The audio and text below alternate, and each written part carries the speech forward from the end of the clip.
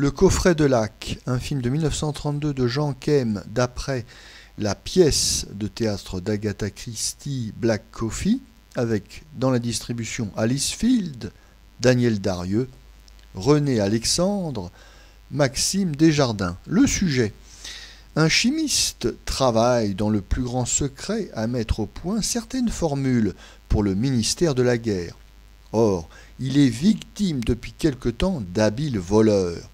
Le détective Préval, c'est-à-dire René Alexandre, est certain qu'il s'agit d'un des familiers du savant. Notre avis. Black Coffee, c'est tout d'abord une pièce de théâtre écrite par Agatha Christie en 1930, qui sera adaptée en 1931 par Leslie Hiscott, donc c'est un film anglais, mais en 1932, une adaptation française sera tournée sous le titre du coffret de Lac, et notons pour la petite histoire que c'est la première adaptation d'une œuvre d'Agatha Christie qui n'est pas en langue anglaise.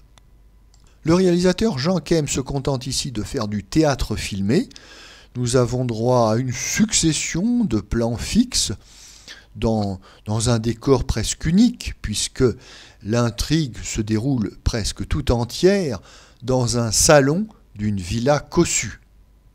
Cette histoire est le type même du huis clos théâtral où, scène après scène, eh bien, on découvre les différents suspects.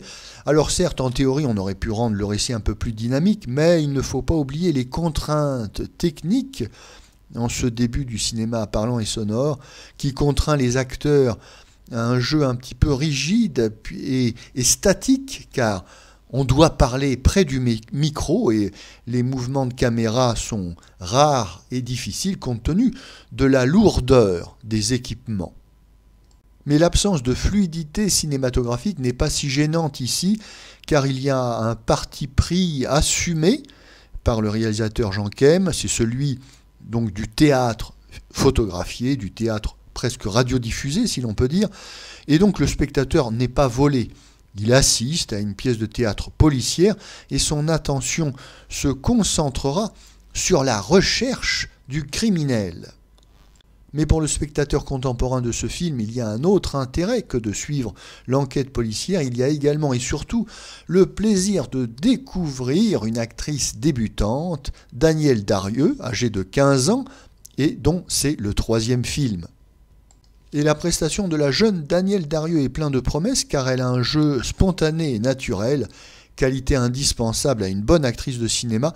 On notera d'ailleurs que par la suite, elle aura malheureusement tendance à cabotiner un petit peu et à avoir un jeu un petit peu marqué, caricatural, avant d'être corrigée par une série de metteurs en scène avisés qui lui permettront de donner la pleine mesure de son talent.